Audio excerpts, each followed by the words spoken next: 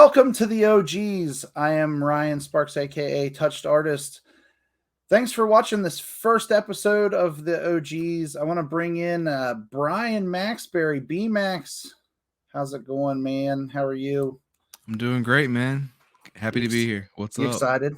You good? Man, all types of excited. Yeah, all types of excited. So on today's show, we're going to talk about the Sony State of Play from... What was that? That's almost it was last week, right? Yeah. So Time's we flying. were planning on releasing this show last Friday. It just didn't happen. Life kind of got away. Hey, life is real. As it happens when you've got 3 kids on both sides. Like on both sides of this, so, it was like, hopefully you guys would just kind of hang in there with us. You know, it's all love, right? Yeah. So we're gonna try to do a show every other week, but we're also going to have some content in between on our off weeks, so hopefully you guys enjoy that. But here we're going to kick this off with our show open, so enjoy.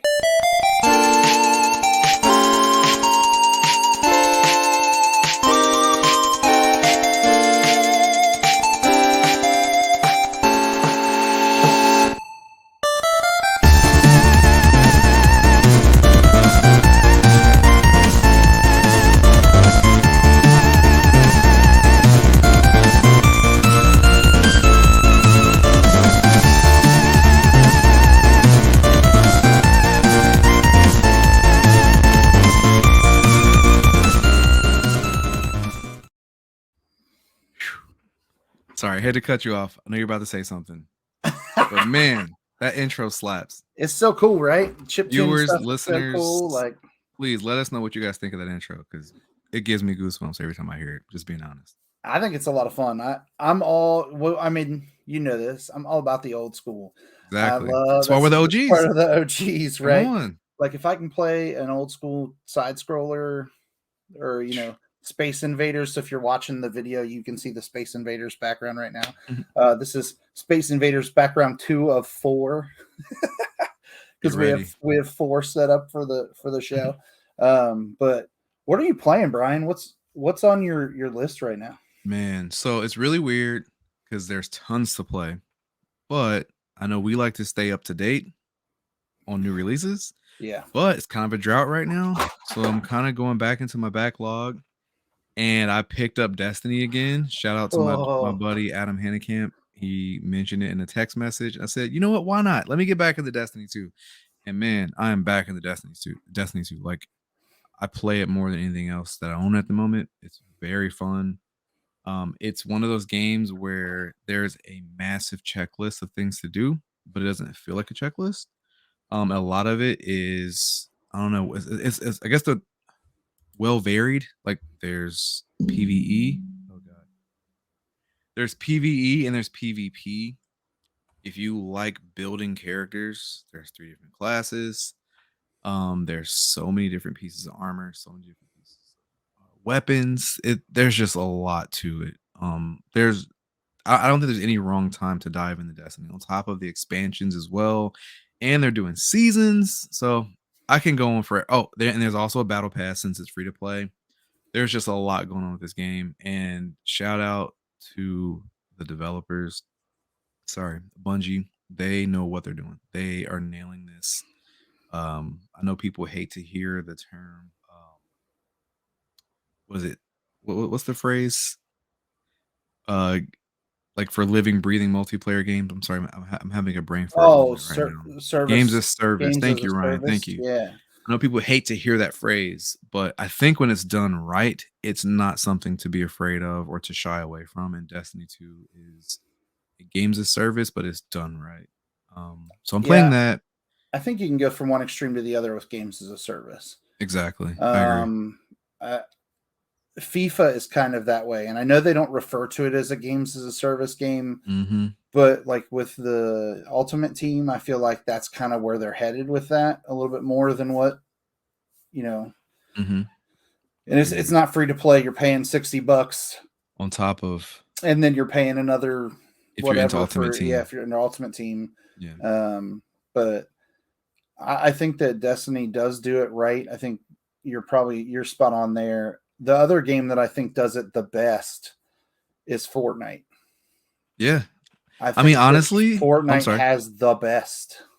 Yeah, they honestly like kind of created like the blueprint.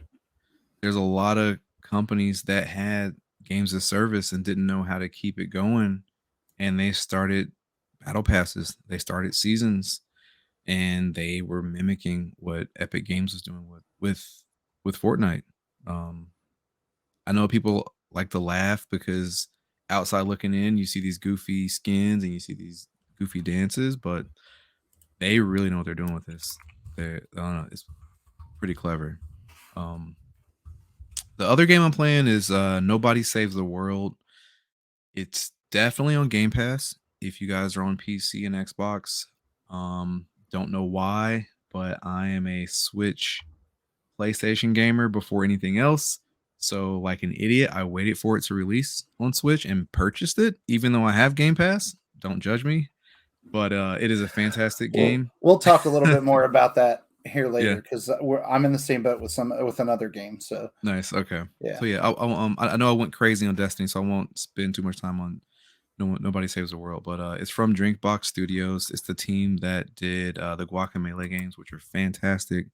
It's a really neat game. If you really like dungeon crawlers, I highly recommend it. It's also co-op. I know at launch it was just split screen co-op, but they've done updates to where you can do online multiplayer co-op, and it's a game I highly recommend. Very fun. cool. Yeah. No, I've been in that boat where I'm like, oh, I just bought this game, and then we find out it's on Game Pass. Then I'm like, what? Right. Yeah. So now I've now trained myself well enough to know like go look at Game Pass first and make Yes. sure like because one of the games that's on my now playing list is that Pac-Man Museum, right? Where Just you okay. like build Yeah. your own arcade That's awesome. essentially out of all old Pac-Man games and stuff. Mhm. But it's on Game Pass for PC and on Xbox. And your progress, it's a play anywhere game. Oh, so it carries. So it carries over. So when I played it on Xbox first, and I came to the PC, and when it booted up, it went to sync all the data, and I was like, awesome. So it carries over. Check that out. But I'm playing that. I'm playing Sniper Elite 5. Ooh, I am not sure how I feel about it. really? I liked Sniper Elite better than I liked Sniper Ghost Warrior. If you're familiar, I'm sure you're Yeah. familiar with both series at this Mhm. point. They've been around what seems like forever. Yeah. The zoom in feature that Sniper Elite 5 has when you kill someone is by far one of my favorite camera things in Yeah. games. The slow-mo kills? Yeah, the slow mo kills. And I know we're trying to stay semi family friendly, but I do want to share some of this gameplay footage just so people can kind of see like what this game is What they're like getting while into. we're Wait, talking here. are you gonna show one of the slow-mo kills? I don't know. Am I? I have no idea. I can't wait. I'm literally going to share. There's a video out on YouTube that's like the first 19 minutes of the game. Oh, nice. So this is kind of shows you like what you can do and do some crazy stuff. So yeah, here's your first slow mo kill right off the bat here. Yeah, like straight through the heart, Man. right? Oh, That game, it's just one of those things for me. Like that just that split second where it slows down and yeah. zooms in. Never I'm gets like, old. oh my god, it's so cool.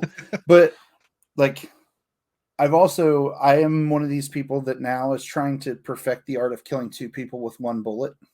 Nice. There's an achievement for it. So I have caught myself like waiting and waiting For and them to, like, waiting. line And up. I'm the most impatient person with Yeah. this game because I just want to run and gun to a certain extent, right? Mhm. Can't. Yeah, I not have in to this sit and game. wait. I have to sit and wait. Mm. But it is really, really fun. I think that they could have done more. I also think that I might just be over World War II ish. Yeah, I feel like so everyone takes place World War II, right? Or in World Yeah. War II. Gotcha. Yeah. And then there's a downloadable mission in this one where you can kill Hitler again. Nice. Um, And I still have that never gets old, right? I still have that bullet. There was a pre-order bonus for Sniper Elite 3. If you pre-ordered it, you got the bullet that said "Kill Hitler" on it. Yeah, I remember. Was it a keychain? Yeah, it's a Or keychain. something? I still Yeah, I have it. remember It's literally like hanging up here on the wall, right on that. the other side of the monitor, along with all of my buttons and name tags from when I was a store manager. Yeah. So, but yeah, I really do think that I'll probably play a lot more of that. Nice. I played some more Lego Star Wars. Wait, sorry, hate to interrupt. Yeah, no, Is you're good. Sniper Elite 5 on Game Pass, or is that Yes.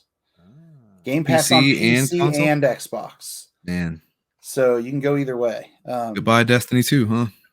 Yeah. Because yeah, the Sniper Elite games are a lot of fun. Yeah, I think that game is by far one of the best games that's not a first party title.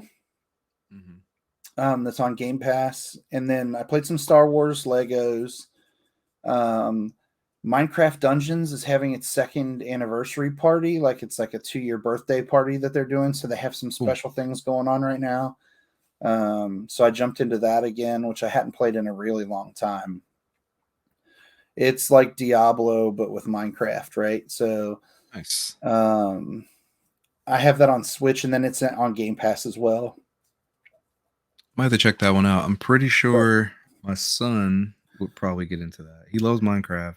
Yeah. But I don't think he's ever played a dungeon crawler, so that might be something right up his alley. Yeah, it's really interesting. Like I think they did a good job with it, and the extra DLC stuff is really cool.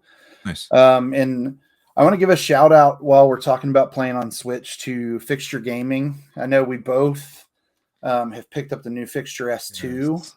Thanks to you and that Twitter post. I was like, these are the best. So this is the Fixture S1. You really can't tell the difference between the two a whole heck of a lot. There's some new changes to the S2 that just make it better for the OLED Switch.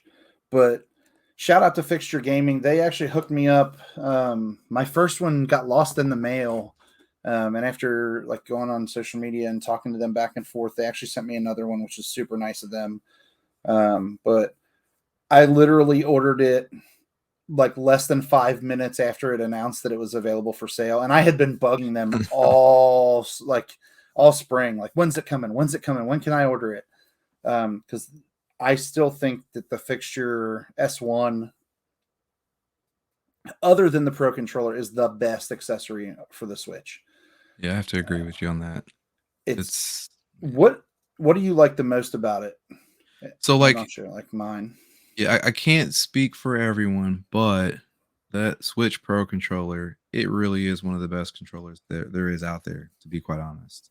And so when you're playing handheld and using the Joy-Cons attached to the Switch, which is not bad, but when you're adult with adult hands, they start to cramp if you're playing for long periods of time. And so with this fixture, this S1 and S2 fixture, being able to use your Pro controller in handheld mode is life-changing. And I don't know, it looks basic, but I know they did some weight balancing and calibrating going on. That's the thing I like the most. Yeah, because I was nervous. The thing I like the most about it is I can move the screen up here if I want to play it like this, and it feels better there. Or a lot of times when I play, I like it really close, so my thumbs are really like tight up against where you the can't even back. see the controller. Right. Yeah. And Genius. I don't know who designed this thing, but it is by far the best accessory other than the Pro controller. Like, I want to high five the entire team. Yeah, I mean, they nailed it. I cannot get enough of this thing, and I had to get the new one. Yeah. I actually would like them to make one for the Lite, and I know that sounds crazy. And I also know it probably wouldn't sell, so that's why they won't do it. That's a one-off. But it's a one-off thing where I'm like, I still don't like how that Lite feels, but I love the Pro controller. The other thing that is out there, and this is kind of the opposite. So the Fixture S1 is $40, right? It was $39.99. Worth every penny. I think it was $40. I think that's right. Sounds about right. We should probably research that before we get too far. But yeah, I also have the Hori Split Pro controller that essentially is two Joy-Cons, like that they're bigger, so it feels like the Pro controller. and you just put that on each side of the system. This is a decent alternative, but it is nothing like the S1 or the S2. So if the S1 and S2 are available and you have a Pro controller, spend the money and get it. Like, you won't be disappointed at all. Fixture did a heck of a job on those things. Yeah. I can't remember what game, but I believe those were bundled with like a game. It was like a mech game or something. Oh, yes. I have the other ones. I can't think of the name of the game. It wasn't bundled with the game, but it was marketed with that game. Okay, that's what it was. Yeah, I'm sorry. It was. No, you're good. I have those. I have the gray ones somewhere in here, in this room. I have all kinds of stuff like thrown everywhere right now because I'm working on the. Here it is. I knew I had it right here. Yeah. Yep. Those are the ones. This is when you know you play too much Switch, bro. Like, because you're like, oh, I have those too. To be honest, though, Nintendo, they're like the masters of accessories. Yeah, they know what they're doing to get you. I to this day will say, like, I am a Nintendo fan first. Yeah, same. And it doesn't matter. Like, everybody's like, but the games don't look as good, and I was like, they're fun. They play great. Exactly. Like, and that's really where we're at. Like, before we went live on the show, I actually said to you, I was like, I'm super excited for a Pokemon game, and I don't know why. Yeah. Like, it's coming out in November, and I'm like, that's my November purchase. Yep. Same. And I don't really know. I don't think I've finished one since Red or Blue, if we want to be honest. Really? Yeah. Dang. I think I keep thinking back and going, I know I played Silver and Diamond and Pearl. Like, I have those. Arceus, I haven't finished yet. That one I haven't finished Arceus. I don't want to know how many hours I put into it while we were on the flight to and from Arizona, because I played it both ways. And our flight home from Arizona was actually Arizona to Seattle and then Seattle home. Oh, wow. So that was a pretty long trek. Yeah. And then I played it a lot of the time that we were in the hotel on that trip, but I haven't really played it since. But I liked it. But I just got frustrated with some of the side quests. Yeah. And I'm the guy who took 4 years to beat Batman Arkham Asylum because I was trying to complete it. Right. So like, if it's an open world game, it's going to take way too much of my time. So that's where I'm at with the Arceus. That's why I'm like, I'm good. I'll just put it off to the side. But I'm excited for the new Pokemon. It's Violet, right? Scarlet and Violet. Scarlet and Violet. November 18th, I think, is the release date on those. But did you see those the new Pokemon they showed off? Yeah. Dude. I think it's cool. Like, I don't know how I really, like, if I'm really that excited about it, or if it's just the hype. Like, am I on the hype train? Because it's possible. Right. It's completely possible that I am just on this hype train for Pokemon, and I don't know why. But I mean, I can definitely see myself kind of digging into it and playing it quite a bit. And I have some friends, like, we have some mutual acquaintances that are just like diehard, so into Pokemon that it seems unhealthy, right? Like, Ryan, all I gotta say is this, man. I know he's not a starter. He or she is not a starter, but Lechonk will be my main. I don't know if you've seen Lechonk. I don't know if you know that pigs are my favorite animals, but it is the most adorable Pokemon I've ever seen in my life. Yeah, I mean, this stuff looks great. I think it looks great. I think cartoon wise, like, it looks fantastic. People on Twitter were simping all over these professors. Yeah, for me, I guess my issue with it, I want them to do voiceovers.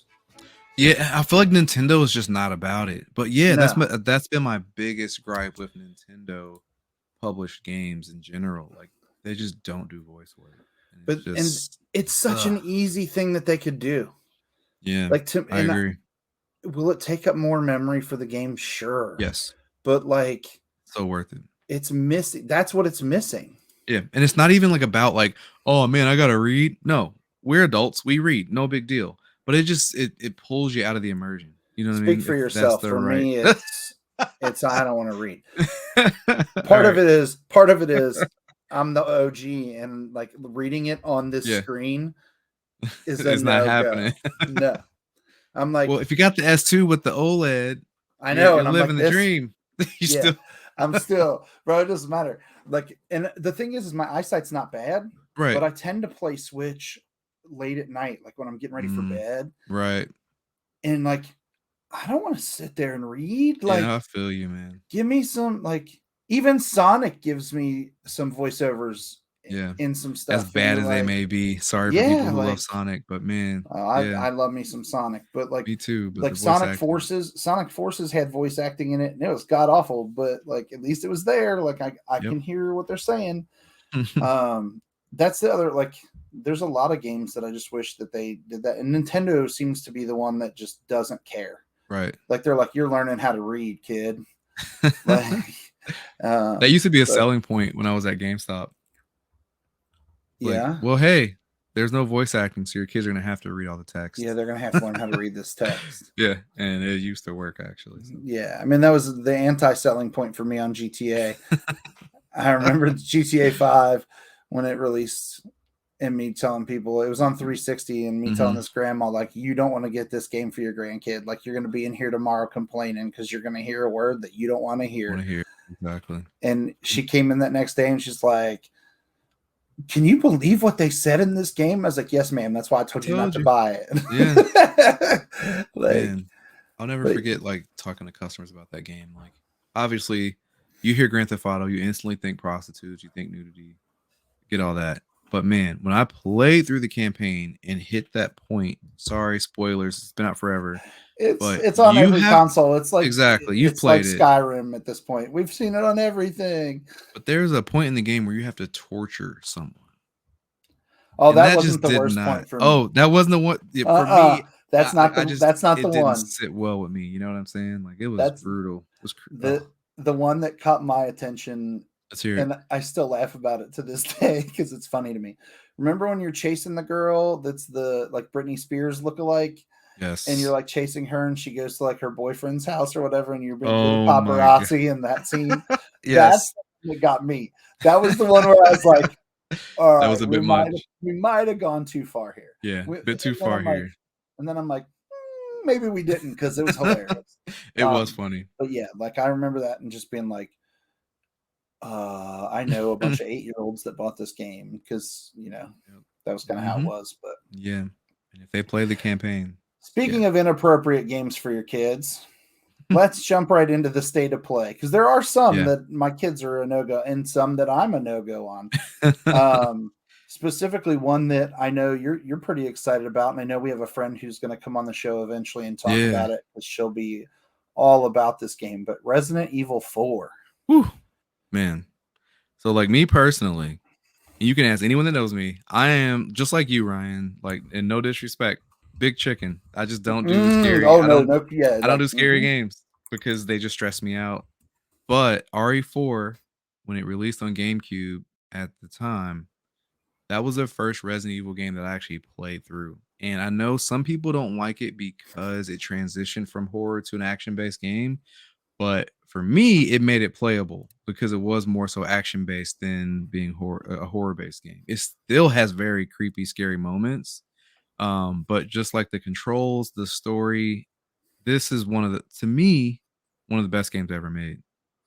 So the fact that they're redoing this and the way that it looks, oh my God, take my money. I'm in. It looks so good. I get the being scared and not wanting that. I also am I'm not a zombie guy. And I know they're not technically zombies. Right. You really want to be that way. But like Capcom, this is the one game for me that Capcom can literally take their money and just stake it in. This is going to sell, right? Like, people are going to buy this game.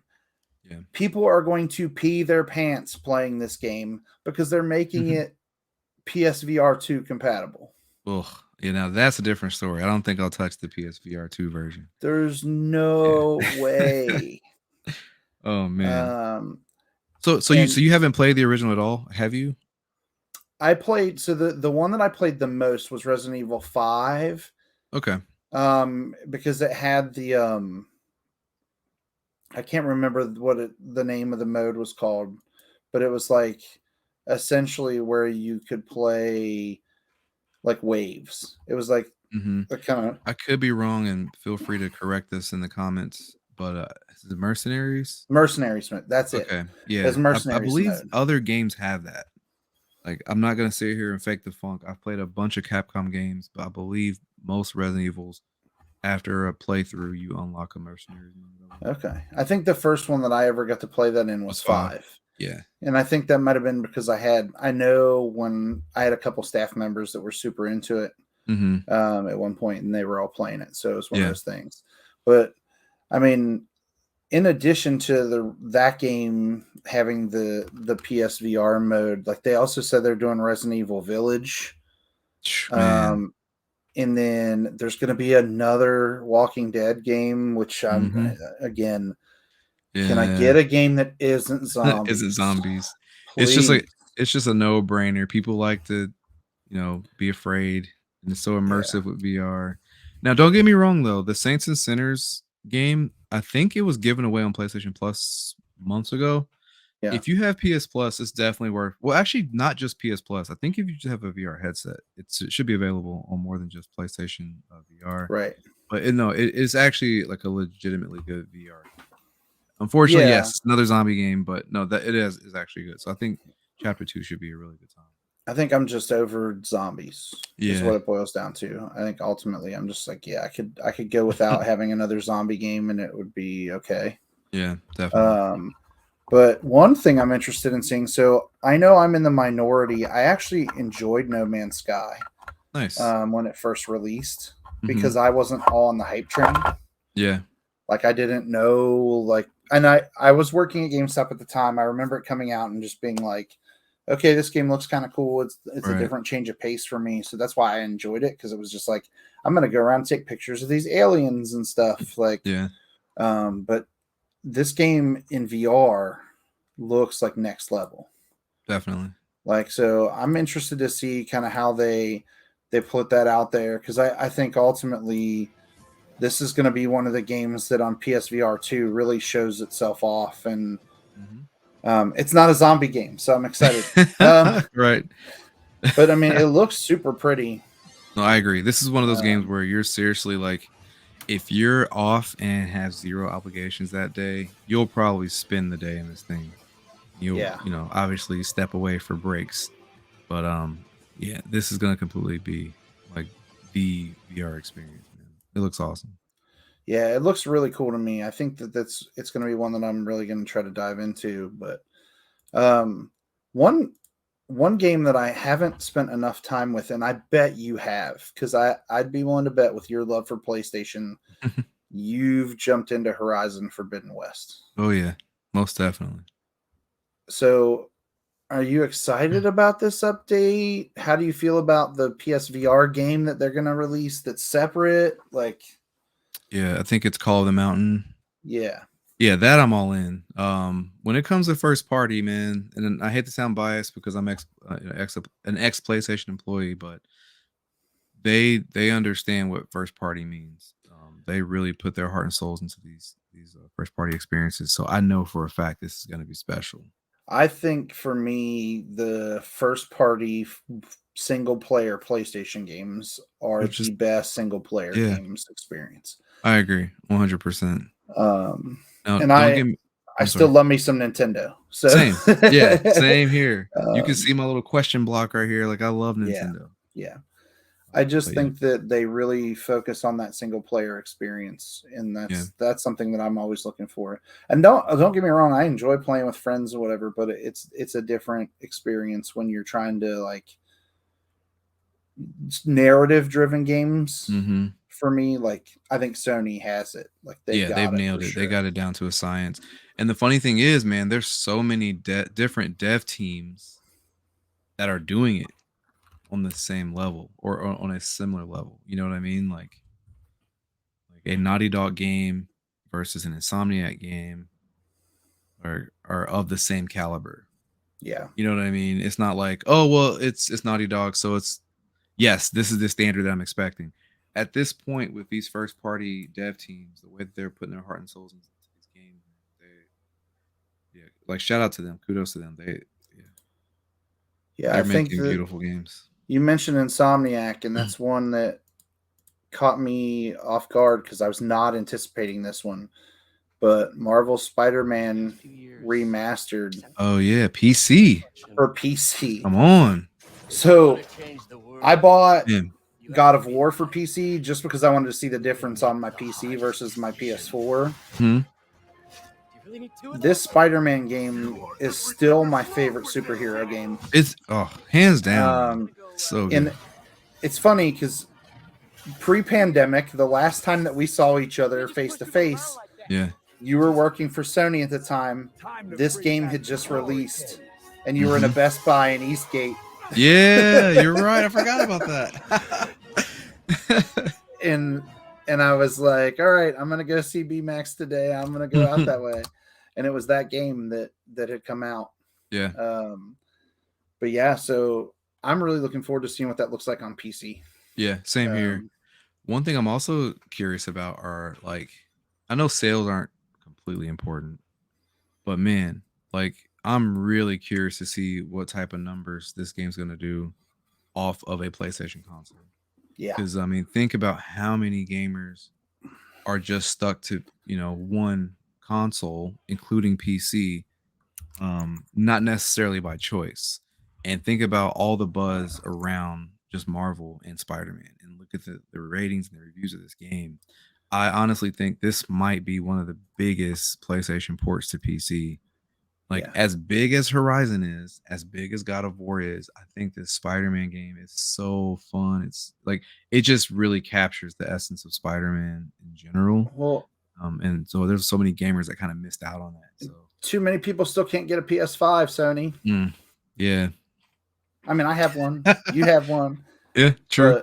But, our buddy Tay. We're a special breed, you know what I mean? Yeah. Yeah, I mean, like there's games out there that you're missing out on. And one interesting thing, so one of the games that I got super excited about during the State of Play, and I know it's already out on PC, you can download it on Steam. It's this Stray, where you're like a stray cat, right? Like, so unique. I think this is one of the coolest concepts. Like, I agree. And the cats look real. And like we're the humans, right? Everything I've seen has been basically there's like robots, right? And androids, maybe? And like droids, robots and cats. Like, where are the people? Like, what's going on? And how did the cats survive? Right? Like, just weird. I'm here for weird kind of game, but yeah, definitely a different look. I did find it entertaining that right in the middle of that trailer, like almost to the end of the trailer, there's a picture of the cat and he's like walking and it says not actual gameplay at the bottom of the screen. I don't know if anybody caught that, but I definitely missed that. It's really funny. Like, here, let me see. I'm right on it right now. I stopped it right at the right time, but like straight up at the bottom, not actual gameplay. It's like, all right, cool. Appreciate that. Okay, well, thanks for the heads up. Yeah.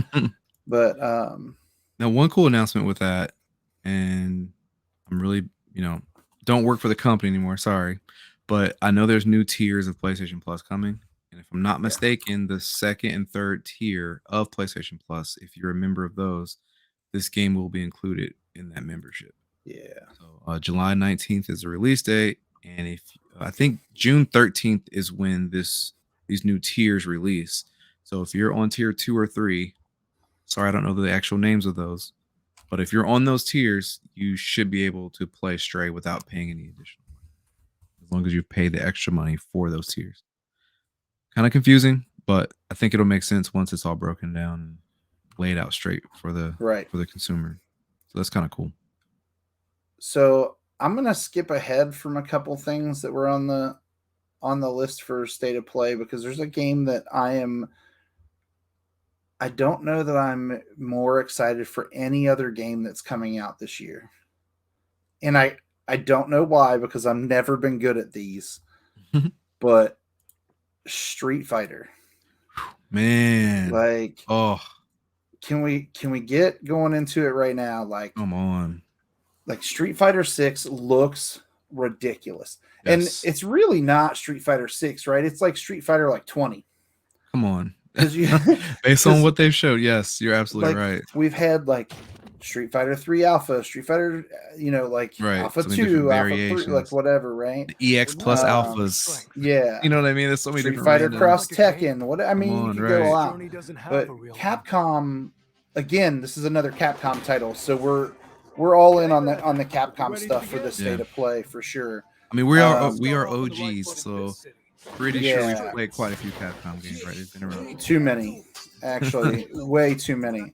And I'm excited to share here on the OGs. We're actually going to give away a copy of 3 separate Capcom games to people that follow the Delusion.Group YouTube channel, and then follow us on social media. We'll be tweeting this stuff out. OGs Pod, you can find us on Twitter, but we're going to be giving away a copy of Ultra Street Fighter 4 for PC, Street Fighter 5 for PC, and then Dragon's Dogma Dark Arisen for PC as well. Come on, guys, get hyped. So free games, can't beat it. 3 free games for PC, all from Capcom. Great games too. Yeah, and Street Fighter 5 I thought was great. I cannot wait for 6. It just looks so good. Yeah. But yeah, I'm super hyped for that game. Same here, man. I don't know that there's another game on the list that I'm more hyped for. But Street Fighter 6 has me like ready to go. And I'm not good at Street Fighter games, but I love them.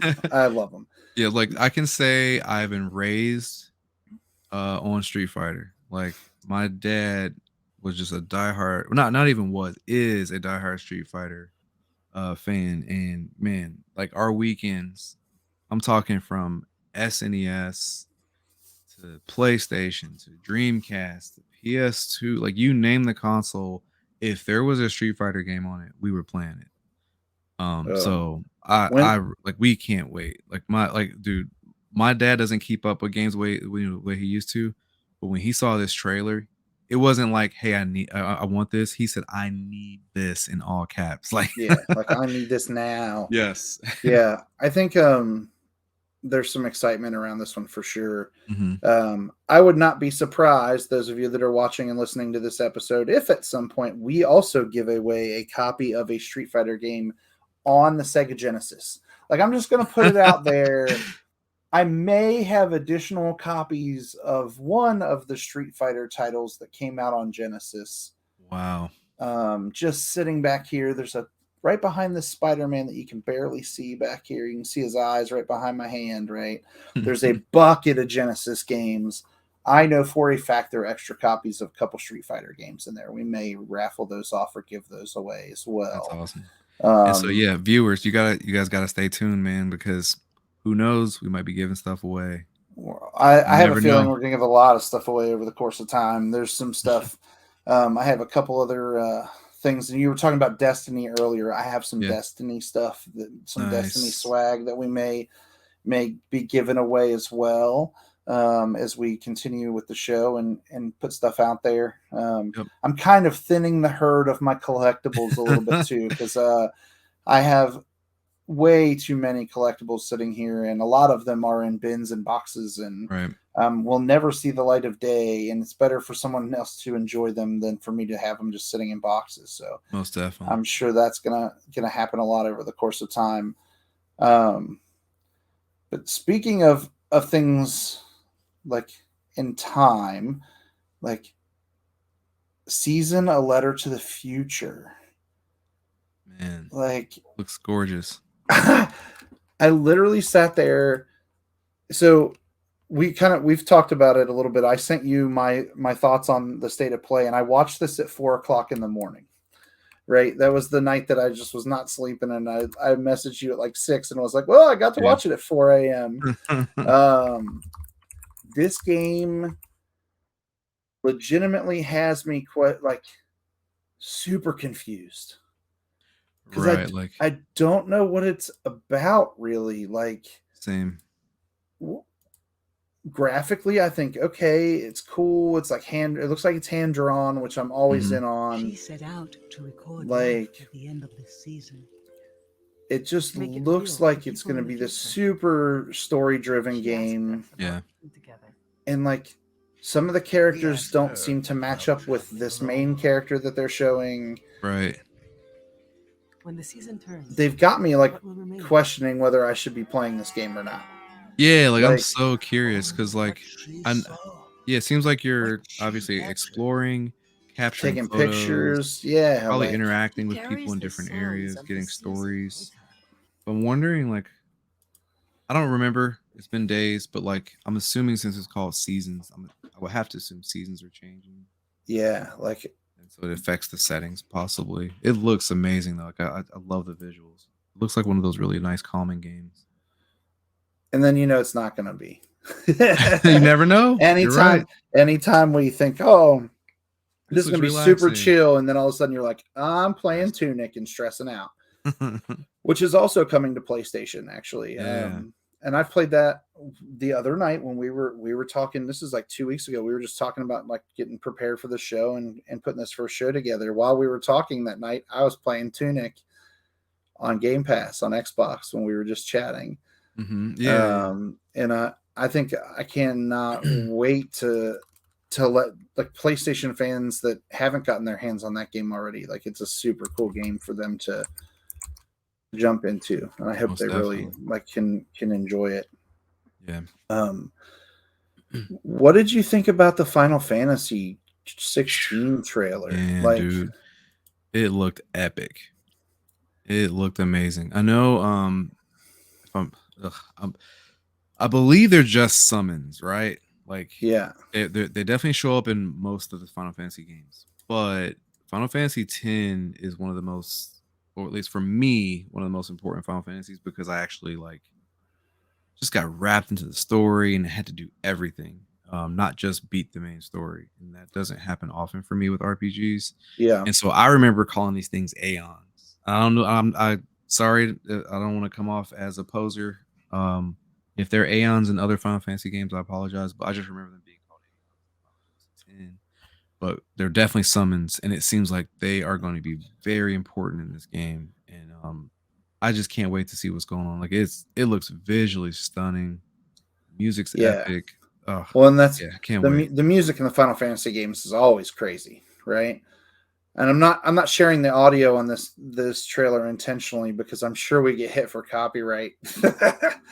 Yeah, we don't want that. Yeah, we definitely don't want that. But the music in Final Fantasy games has always been amazing.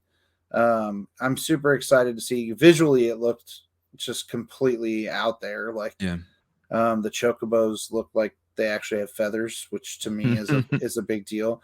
I always complain about hair and feathers, and like there's just certain things that always bother me in games, and that's kind of one of them. When you see a bird, like, does it really look like a bird?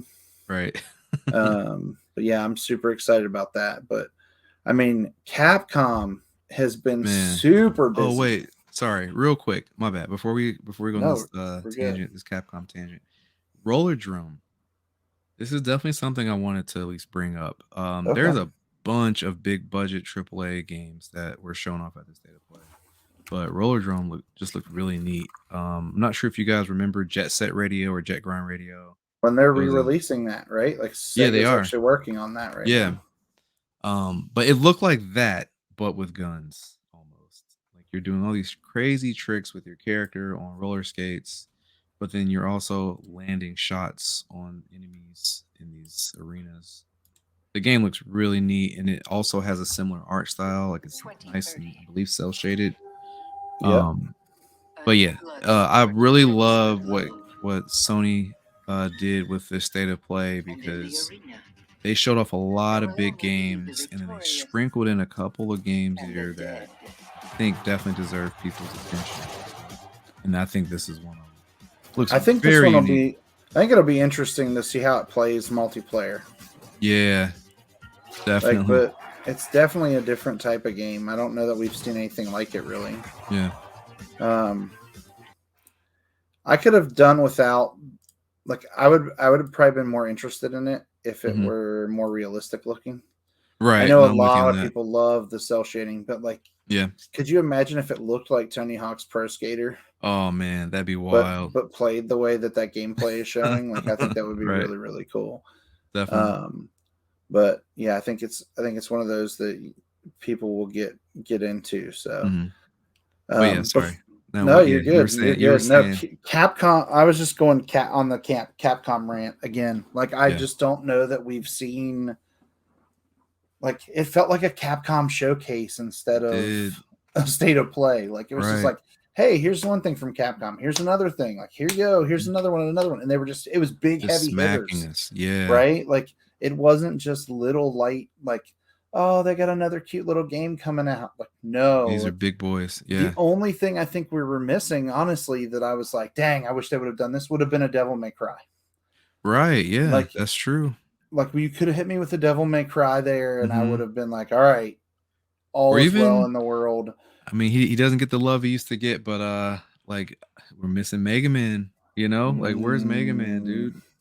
I would love to see him yeah. pop back up eventually, but I know Mega Man's not doing Resident Evil numbers. Mega Man's not doing Monster Hunter numbers, not doing Street Fighter numbers. You know what I mean? Like, these are big, heavy hitters, and you can tell that these games are gonna have legs. The other one, and I know some people are just going to be like, wait, what? Like, why are you bringing this up? Beautiful Joe.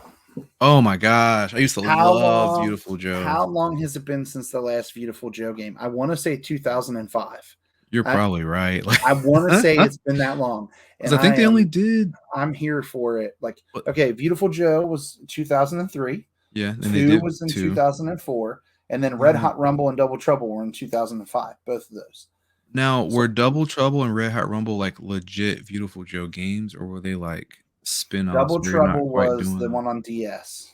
Okay, the DS game. Because that was the whole play on the Double Trouble being two Right, screens, makes sense. right? 2 screens. Yeah, And yeah. then Red Hot Rumble was on GameCube, Got you. and then PSP. Oh wow. So yeah, I personally only played the first 2. I haven't played the other ones. Yeah, that was like oh man, I want one. I want it now. Like, somebody at Capcom needs to figure out a way to get me a Beautiful Joe game in the next, couple years. I mean, it's been too long. Dude, we used to yell around our house just screaming "Henshin a Go-Go, baby," like, all the time. Yeah, like I could see it. Like, yeah, and it's been long enough that people would be like, there are going to be enough gamers that won't have a clue what that game is. Like, they'll be like, what is this? I've never seen this before. Yeah.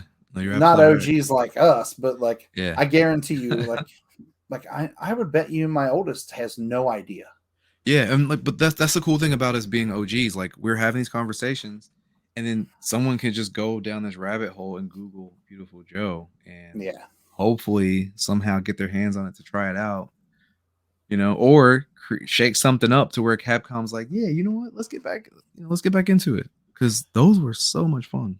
Yeah, I think that game really does need some new release for sure. Yeah, I agree. Like, even looking at the logo gets me excited. Right? I'm like, oh, I missed that game. I missed that game a lot.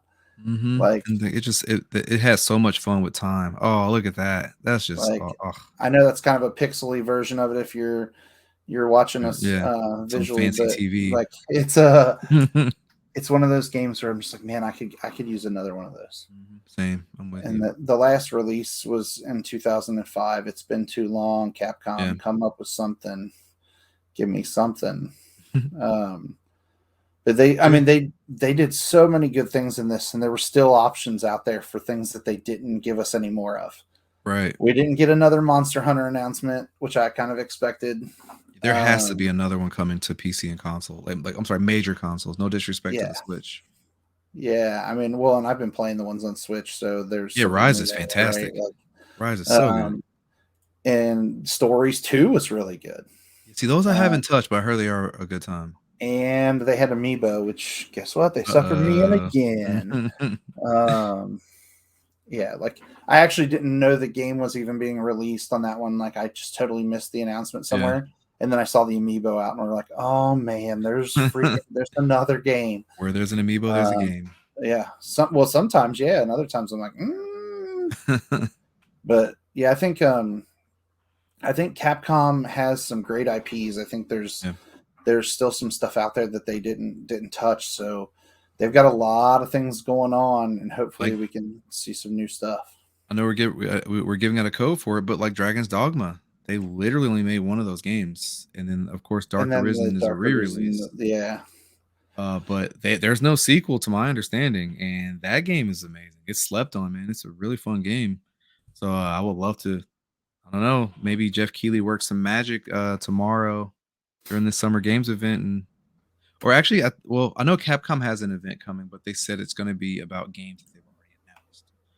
But I would love to see Dragon's Dogma 2 pop up somewhere. So here's an interesting 2 years ago. This is an interesting Dragon's Dogma 2 wormhole that you can rabbit hole you can kind of go down. Towards the end of 2020, Capcom became the victim of a cyber attack in which the company later confirmed as customized ransomware attack that led to unauthorized access to its network.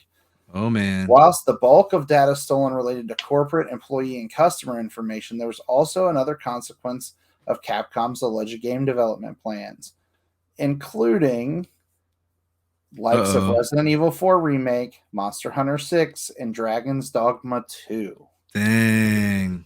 So let's go. Like all kinds of rumors, and then it's funny because like the original leaked documents had a Q2 2022 release date. That was probably pre-COVID. Yes, pre-COVID. Well, yeah, for sure. Yeah, but now it's it says we could see one pushed back till later into 2023. Wow. But yeah, I'd be excited to see that. Yeah, I'm here for it, man. Yeah, but Capcom, well done. That shout out to you. You really pushed through that state of play. So now, Ryan, before we transition, like the state of play, like what are your thoughts? Like, I hate grading and I hate putting numbers on things, but I think PlayStation did a great job on Twitter and socials letting you know, hey, this thing is going to be third party and it's going to be PSVR 2 related, and it was that. And so knowing really knowing that it was going to be third party and knowing that they weren't going to touch the few games that I really wanted to see more of, I still wanted to see them, and I knew they weren't coming. Yeah, I knew I wasn't going to see more God of War, right? Because that's first party. It's first party, right? And then I knew I wasn't going to see more Gran Turismo. Yeah. But I also, shockingly enough, even though it's a kind of a competitor for Gran Turismo, I was hoping to see F1. Oh yeah. On PS5. Right. I am a sucker for driving games. Nice. I don't know why. Probably because it's cars that I'll never ever drive. Like when I play Forza Horizon and get in a Bugatti and like I have my headphones on and I'm just bumping, right? Like living it up. And I'm like, I'll never drive this car in real life. So I'm gonna have to take advantage of it here. Right. But I wanted to see F1. I've seen some of the previews for this new one. Yeah. I wanted to see more of it. I just feel like they could have given me just a nugget more that wasn't Capcom. Capcom did great. Yeah. And some of the independent games, like the indie games they had on there, I thought were good. I thought there was some quality stuff on there. Yeah. I just want more first party. Like I'm here for when it comes to PlayStation. And we're kind of why you're there. I'm there for the first party stuff. We have more Xboxes in this house than we do PlayStations, partially because of availability, right? Yeah. And just that's the reality. We knew we were going to be able to get Series S's and they'd be available, so we picked them up. And the kids play on those, so I tend to game a lot on that. But if I had another PS5, I'd play more because right now it's on the TV directly behind me. It's not hooked up to where I can stream. Like, I mean, I could. Right. There's a stream set up behind me as well, which you can't see. Like underneath that FC Cincinnati sign, there's a laptop folded up there that has the ability to stream from there as well. Yeah. Everything. There's 19 consoles behind me. Woo. All of them are hooked up to where I could stream from that laptop if I wanted to. That's cool, man. But I'm not doing that. Like most of my streaming is done where we're sitting right now and talking, right? Right. Because it's just more convenient. Exactly. My PS5 doesn't get a lot of stream time. I do have a camera for it. I still haven't hooked it up. Dude, that camera. Ugh. Yeah. Man, if you ever get a chance, like when you're bored and have downtime, just hook it up and mess around with it. Okay. Compared to any other camera you've ever owned. Well, I mean, I have a really nice, like, I have the Razer Kylo Pro that we're using now, and then I got that Elgato face cam. Like, oh, nice. So yeah, you're gonna plug in this PS5 camera, and you're gonna probably bomb it and throw it away. Am I gonna toss it? Yeah. So the other thing that Sony did that was really nice, if you had a PS4 camera, you could order the adapter for VR to hook up to PS5. Yeah. And I have that, and I just never bothered because my PS4 camera is still hooked up to my PS4. There it is. And it's actually on the top of the TV right behind me. You can see it still right up there, right? Nice. Like right there, if you're looking carefully. Enhance. But yeah, I mean, I don't know. I want to see more first party stuff. So that's where I was disappointed. I would say it was a B plus. Yeah, I would definitely give it that. We're gonna grade it. Like if they'd given me some God of War, they could have bumped it right up to an A minus A pretty easily. Like I don't know. I could say me personally, completely like even still giving it that B plus. I would say just satisfied. I feel like based on what they said beforehand, they gave us that, and they gave us some good stuff. I think it was probably one of the best state of plays that they've put together. One thing you want to start to pay attention to, and I'm pretty sure you already do this, but like they have state of plays and then they have showcases, and then the showcases are the big boys where it's first party stuff. Yeah, I get that. And now the thing is though, since we just got a really nice state of play, I would have to assume we should be getting a really nice showcase before the end of this year. That's my guess. We should get a showcase within the next couple weeks with the non-E3. Right. They could do so sometimes they would do a state of play where it's focused on one title. So they could do a God of War state of play, and they dig into gameplay and they give us a release date and then they show off the different versions. So, yeah, no, I definitely see that where it could be. Sorry about that. No, we're good. We could get something different for sure. Yeah. But I think it'll be interesting to see kind of where we're at, and what we see next. But before we transition to the next one, we want to thank our partners at Rogue Energy. We really do appreciate them. Go to rogueenergy.com, use the code Delusion.Group, and you can get 10% off all of your energy drink needs. Again, it's code Delusion.Group at rogueenergy.com. We will be right back after this brief break.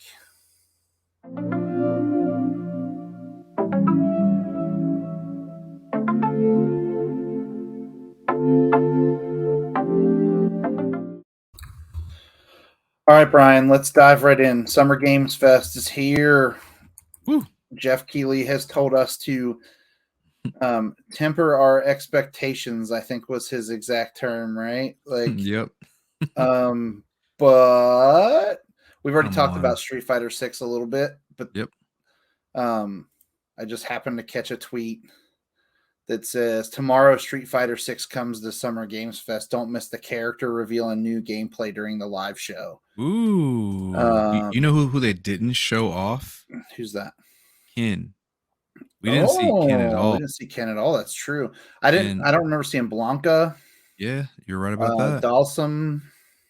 True. A lot of OG characters. All the OGs, because we are the OGs, right? Come on. Yeah. But that's at 2 p.m. Eastern time. So right in the middle of my workday, I'm going to be trying not to get fired. And, I mean, I think they understand at this point that, if there's a game announcement, I'm probably not missing it. Right. Speaking of which, today's Call of Duty trailer. Ooh. Are you hype? Are you meh? Or where are we at on the Call of Duty front at this point? All right. So I'm everywhere, to be quite honest with you. I really enjoyed the Modern Warfare campaign, like the last reboot. Mm-hmm. So I'm really looking forward to the campaign in this one. There were some interesting things they did with certain situations that happen in reality that they kind of tweaked in the game. I'm not here for that. You know what I mean? Okay. In terms of just what it is and what it does, I'm looking for big bangs, big explosions, things that are visually stunning. I think they're gonna nail that. I think the multiplayer, I gotta see more, of course. Just I mean, they didn't show any of it to my understanding. So I'm really curious to see what's happening with multiplayer because that's where their bread and butter is. But in terms of playing the campaign, I'm in. I'm sold. Yeah.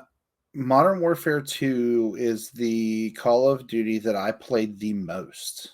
Nice. By far my favorite of the games. So I was really excited when they announced that they weren't going to release a Call of Duty this year. Right. I was super excited about that. I don't believe you need one every year. I think it would improve the series a lot if they took Yeah, some time off. I agree. But here I am, like we're talking about Call of Duty again. I think it's going to be a very, very interesting time to be a Call of Duty fan because I think they have spent a ton of time on Warzone. Right. But are they going to give me enough single player that I'm going to spend $60 to buy this game?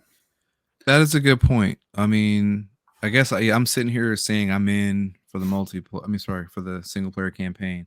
But that's a great question because $69 for probably 3 to 4 hours. I don't know. So you know what? I'm glad you mentioned that because now like realistically, I gotta wait for reviews. I gotta see what's going on with multiplayer because I'm not gonna pay $70 for a 3 4 hour shooter campaign. Just being honest, like it does look really good though. Don't get me wrong. And I know Activision and they definitely need a bounce back, and this would be it. But the complete package, I gotta see the complete package before I'm once again, yeah. Thank you for mentioning that. Yeah, I need to see the complete package before I say, hey, here's my $70. I'm really curious about the campaign though. Don't get me wrong. I'm pretty sure it's gonna be solid and fun, but I'm not sure if that by itself is gonna be worth the price. So I'm going to play devil's advocate here Okay. because we're the OGs. And I know we didn't technically pay our own money to play old school Nintendo games. Okay. True. The average player time that it took to beat Super Mario Brothers 3 on howlongtobeat.com, 358 players polled. What do you think the average is? Man, you said wait, which Mario? Mario 3? Mario 3. Less than 3 hours. 4 hours and 50 Okay. minutes is the time on there, See, right? that was a different time though, because how many times were you doing that? I get it. I get it. I got you though. But like, and I'm also, and I've talked about this before, like, and people get tired of hearing me talk about it, but Punch Out. Mike Tyson's Punch Out, other than the fact that you could never really beat Mike Tyson, the average main completionist played that game for 3 hours. Wow. Now, there are people that beat it in less than 2 hours. Like it says rushed, and Right. there's a time for an hour and 57 minutes. I think that I beat it in a much faster time than that. Yeah. When I beat it, and I actually did the stream. Like I played it and put it on our YouTube channel. Nice. And you can go check that out. It's out there for people that want to go back and look. It's one of my old school. It was a Monday Night because Mario is in that game, and people tend to forget that Mario is in that game. But I beat the game in 39 minutes and 37 seconds. What's the record? Well, obviously, yeah. No, don't go out of your way to look that up, but I have no idea what the world record is. Dang, that's insane. I will look that up though because I have no idea. That's quite impressive. But like it was not edited. Like I didn't edit the video at all. It was just straight through. Yeah. The world record is 19 minutes and 41 seconds. Whoa, that's nuts. And that was in March. It was up. That was March 9th of 2022. So 3 months ago. So recently. Yeah. But yeah, I mean, it's just to me like, and I agree with what you're saying because I'm not gonna pay $60 for a game until I know I'm gonna really spend time playing it. And we talked prior to the show coming on, and I'm sure I'll save that clip for later because we're always recording, right? But like, I still haven't played Ratchet and Clank, because I didn't want to pay $70 for it, Right. And now I'm probably going to play it based on everybody I've talked to. I'm probably going to play it and be like, dang, I should have spent $70 for that. It's fantastic, man. It really is a great game. But, I'm excited to see what comes out tomorrow. Looks like we're going to get more looks at Call of Duty. Yep. Right. The Callisto Protocol, which actually we didn't talk about during the state of play, but it was in that. I didn't realize that team, some of those guys and gals worked on Dead Space. Yeah. And it's funny because I'm watching the trailer. I'm like, this survival horror game ever, right? Hands down. Yeah. Yeah. But I'm watching the trailer. I'm like, man, this reminds me of Dead Space. And that's here we go. Yeah. That's why.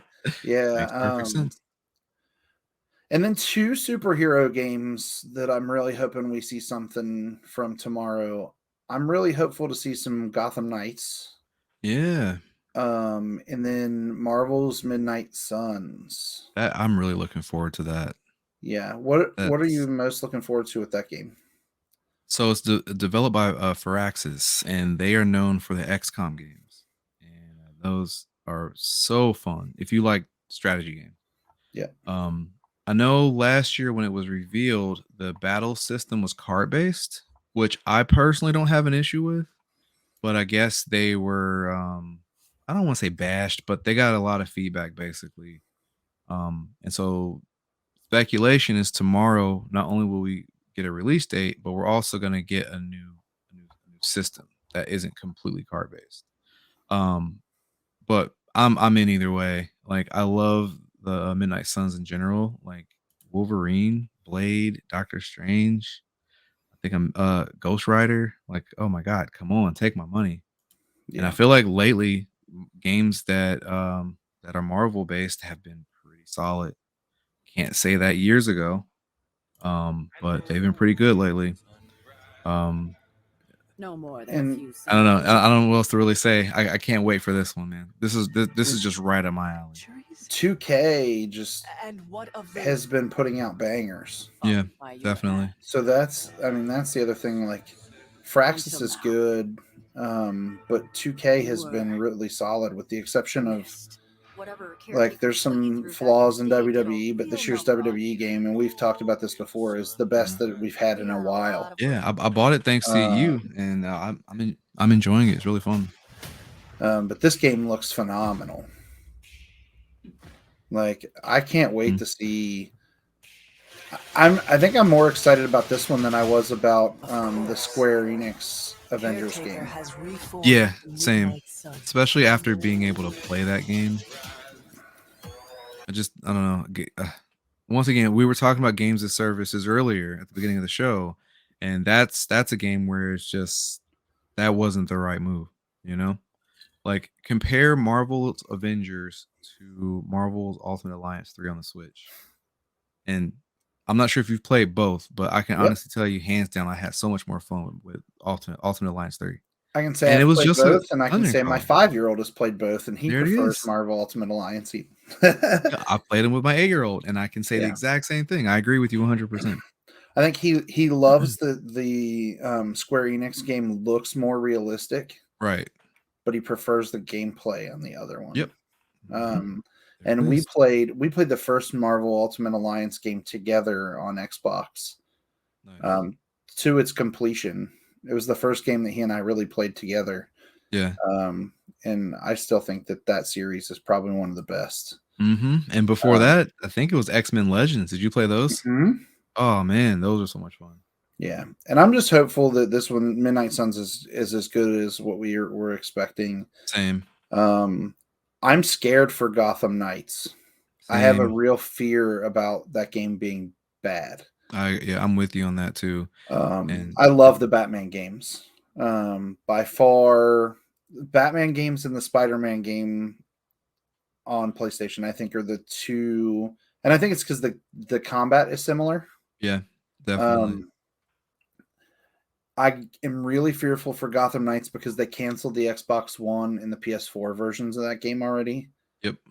Which tells me that they encountered some sort of issue that game could not run on those consoles. Yep. Now, if it's graphically fine, but if it was it's like not, think about what you've seen. And I'm not here to bash the devs or the publishers, but think about what you've seen. It's not the graphics. I haven't seen anything. We haven't seen any gameplay, right? Like we legitimately at this point have not seen much gameplay at all of that game. I'll have to try to find you a link, but recently they showed gameplay of Red Hood and I want to say Nightwing. And man, yeah, they were getting a lot of crap for it because the characters just look sluggish in combat. And when you think of the other Arkham games, sluggish and combat don't go together at all, you know? Yeah. It's also interesting, and I could be wrong about this, but there's 4 playable characters, but it's only 2-player co-op. I don't understand that at all. It's weird, right? Like I think they're hitting a bunch of hiccups and technical difficulties possibly, and I could be wrong. I know I've never made a game before, but it's just, I don't know, it's kind of weird. So a little bit of gameplay here with Nightwing, but like I still think it's just there's not been enough. So this is from about a month ago. So they've obviously been working on this since, but seriously, like look at this. Do you really do you think PS5, Xbox Series when you see this? Nope. Oh. And it doesn't look bad or anything. Like it doesn't look bad, but it doesn't look like it. But look at the leg movement on the character. Yeah. Like I just don't. So if you're listening to the podcast on audio, you're totally missing out on some of these trailers. But like, it just doesn't stand out to me as a game that is gonna just wow me. But I need it to, because I need another superhero game that I can enjoy. But yeah, because shout out to Batman Arkham Asylum. That's the first one, right? Whew. That game was. Took me 4 years to beat it. Special we game. were talking about earlier. Like, I literally wanted to complete that game, and I would wander around. Then Arkham City was worse. I think it took me. I don't even know when that game released, but I know it took me a long time to beat that. Yeah, man. Funny story about Arkham City. I'm not gonna spoil it, but thanks to GameStop, a customer spoiled it. This customer traded it in days after release. Yeah. And I was just like, whoa, didn't like it? He's like, no, I loved it. Except for the end. I can't believe blah, blah, blah, blah, blah, blah. And slapped the game onto the counter. And I was just like, hey, I'm still playing this. He's just like, I mean, don't you guys do this for a living? I'm like, well, yeah, we sell them for a living. We don't play them for a living. Like, I'm here more than I'm home. Yeah. Jeez. Yeah, Mass Effect 3 got ruined for me that way. Dang, sorry to hear that. So that was it. That was that was the big controversy. Yeah. The ending. Yeah. So like the thing is that when somebody said what happened in that game, I was like, yeah, right, whatever. But then when I actually played through it and that was what happened, I was so disappointed that was a thing. But yeah, Arkham City still has 10 out of 10 on Steam. I believe it, man. IMDb has it at a 9.4 out of 10. And here's where you start feeling like an OG. You know that game's 11 years old? Wow. Ugh. Like, hey man, we really are. It came OGs, out. Huh? It came out in 2011. Jeez. Like October 18th of 2011. I still have the collector's edition, like statue, nice, in it up on the shelf over here. Like, it's probably got 11 years worth of dust on it. Hey, but you got it though. Yeah, but like I can't believe that game's that old. Yeah, that's wild. Even the Game of the Year edition only came out 10 years ago. But the new one, I could kill for a new one that is going to be fun. It looks like Jeff Keighley leaked out some stuff. It looks like we're going to see a One Piece. Oh, nice. A One Piece game. I'm not a huge fan of One Piece, but I know there are a lot of people out there that are. I Got a bunch of friends and family that love One Piece. One Piece Odyssey looks like the name of it. You heard it's based on like this a video. open world like action RPG, right? Yeah. Yeah, that's money in the bank right there for One Piece fans. I'm super excited that in the one trailer for Game Fest they showed some F1, so hopefully we'll get to see some of that. There you go. The other thing they showed in the one clip, it's a game that we have to play together. We actually like you and I have to be in the same room playing together. I'm excited about this. What is it? Teenage Mutant Ninja Turtles Shredders. Oh, yes. Like that's gonna have to be played in the same room. Like we will have to like sit on the couch and play and have the cameras on us, because I have a feeling that we're both gonna be like in heaven, old schooled out. That because it looks like it's gonna play exactly like that old TMNT arcade game. Yeah, man.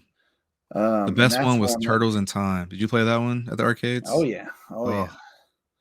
So good. So I was super close to buying one of the arcade 1-ups. Oh, really? The Teenage Mutant Ninja Turtles. So I actually have 3 in here now. I have Pac-Man, Galaga, and then Marvel Superheroes.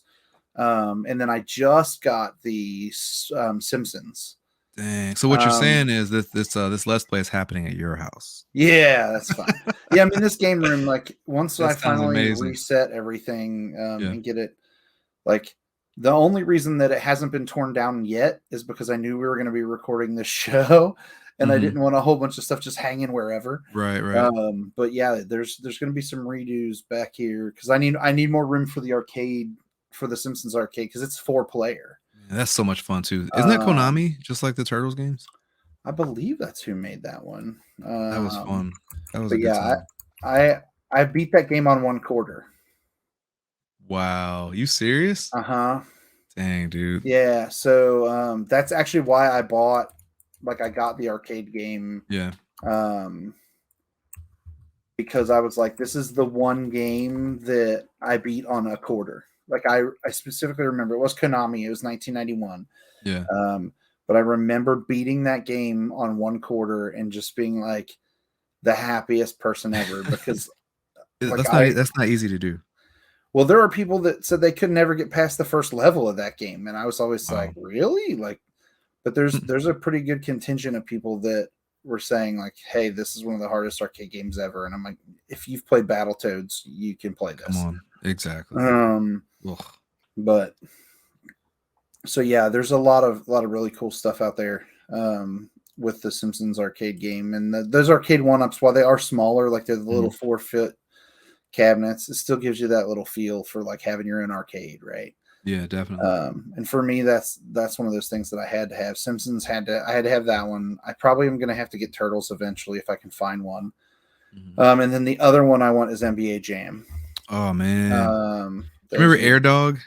Yeah, like the little kid. Yeah, like the little like the code in for Air Dog, and you're playing it. I think Bill Clinton was a was playable character. Yeah. So if I can get a couple more arcade 1-ups down here, I will be like completely set. That sounds amazing. But it's fun. It's definitely like they're toys, right? They're not full blown arcades. They're toys. Right, definitely. But like it just gives you that feel for the old school arcade. Yeah. Like I joke that it should smell more like smoke down here because it was like the arcade that I grew up in was attached to a bowling alley. Oh, nice. So like, where it's like super smoky and you're just like, oh, like I can't.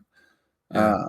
But yeah, I really am excited to finally get the Simpsons one built, but it's going to mean moving some more furniture around down here, and there's not much room. Like I'm literally wall to wall right now. With what we've got because of the setup, but right, I'm gonna set it up to where we can stream while sitting. Like there's a love seat down here. It's gonna be like right behind me. We're gonna turn it. It's over here now. We're just gonna turn it that way. So and we'll have cameras up in like 4 different locations in the room. That sounds dope. So we can record from multiple places. But that Teenage Mutant Ninja Turtles Shredder's Revenge, I'm pretty sure based on some of these trailers that they're showing, we're gonna see that. Tomorrow. That makes sense. And just quick hats off to Jeff Keighley. I know he takes a lot of heat for being like doing it. just in love with Hideo Kojima. Like, find you as somebody who looks at you the way Keeley looks at Kojima. You know, I don't know if you remember that stuff from Yes, years I back, do. but like, he's legitimately doing what we want to be doing. And Seriously. really putting together like a great show, Mm-hmm. and filling in the gap from where there's no E3 again this year. Ugh. Shout out to Jeff, for real. Like, he's making June happen for gamers. Yeah. Like, June, you remember. I mean, Oh, June used dude. to be Christmas, you know? Yeah, Before the pandemic. I remember sitting 2 iPads next to each other watching different press conferences from different development companies, because they would Yeah. overlap them intentionally. So you had to like try Right. to pick one, and I'm like, yeah, not picking one, bro. I'm watching them both. Right. You know, I also remember, you know, Xbox coming out when the Xbox One announced and just completely, for lack of a better term, shitting the bed. Man. And when they were like, you're not going to be able to play pre-owned games and you're not going to be able to do this. And then the next day, PlayStation was like, you're totally going to be able to do this. Here's how you share games. And then just hand a disc to another person. Yeah.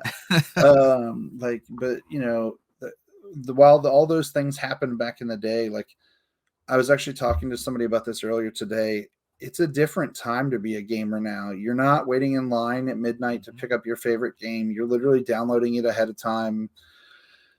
And then just like waiting for midnight or 3 a.m. or whatever time that the server goes live. Right. Because your game's already pre-installed. It's pre-installed. Yeah. Like, it's just different. And I think we got out of GameStop at a pretty good time, because it was right as, you know, physical media like was really seeing a downturn, and a lot of the digital stuff was coming in. But I miss those midnight events. I miss the big reveals during E3. I think there's something to be said about all of those events. I agree with you. And I'm hoping that we get back to that at some point. I actually told somebody today, I really hope someday there's another midnight release that I get excited about. Right. Because I mean, you're like, really think about it. Even before you worked, even before you had to work the midnights, I know you just like me went to those midnights. Oh yeah. And there's nothing like being in the same space with like-minded individuals. And I'm talking because of a hobby or because of something that you really love. You know what I mean? Yeah, well, there's just nothing like it. I can throw it out there. GameStop store 749 still in existence. Still run by our friend Devin.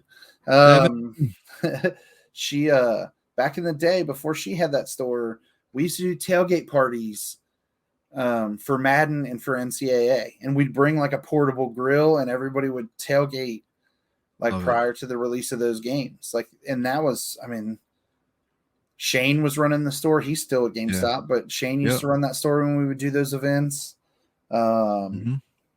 Caroline, I don't know if you remember her.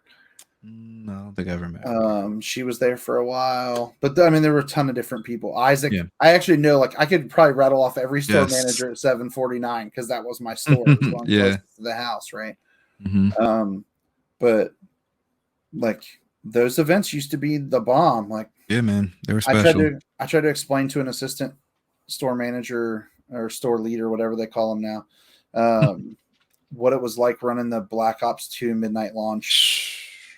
That was my first launch as a store manager at Turfway. We had 925 reserves on that game. Ooh, and we had 600 people show up for the midnight. We had a line wrapped all the way around Sam's Club. Like, I just remember, like, and the other day I saw some pictures from it, and I was like, man, this event, I forgot about how stressed I was that day.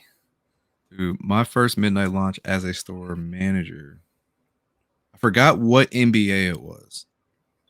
It was NBA 2K, whatever year. Were you at Brentwood?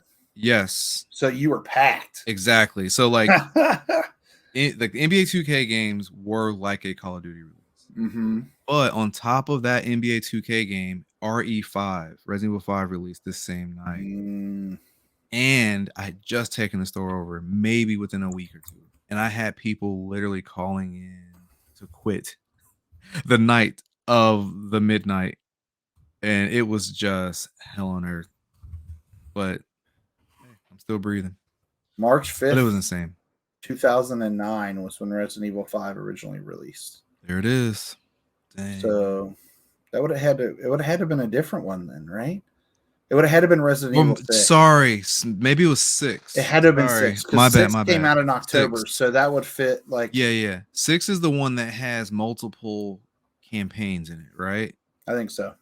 My bad. Take that back. No, it's all good. I was still like, NBA 2K, whatever. Well, but that's yeah, it. Resident That's was 6. I was like trying to figure out when. I was like, no, 5 released it was 6 earlier in the year. So yeah, it was 6. Yeah, because 5 is the one where Chris is in Africa with Sheva. Yeah, sure. Oh, my fault. My bad. Yeah. But yeah, it was 6. It was definitely 6. My bad. Yeah. Yeah. We have to do like we have to start doing what Kind of Funny does, like that "you're wrong" thing. Oh yeah.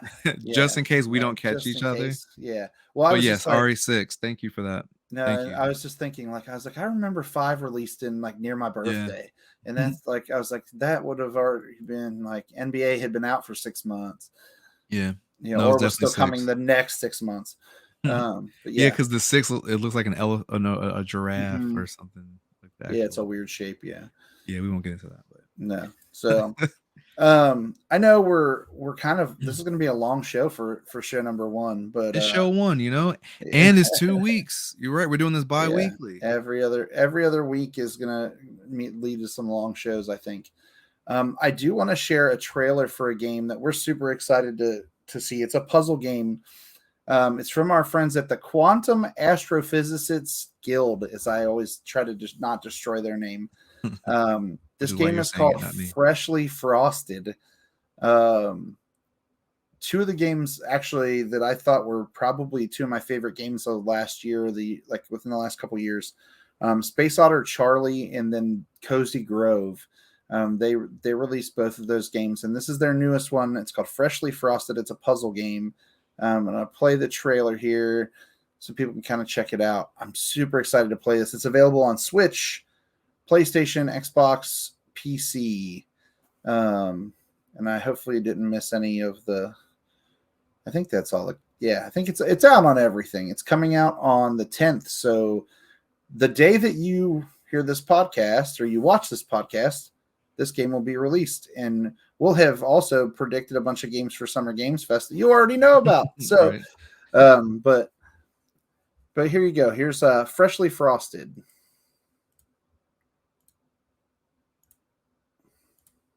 Sometimes I imagine a simple donut factory floating in the clouds, just to help me sort out my thoughts.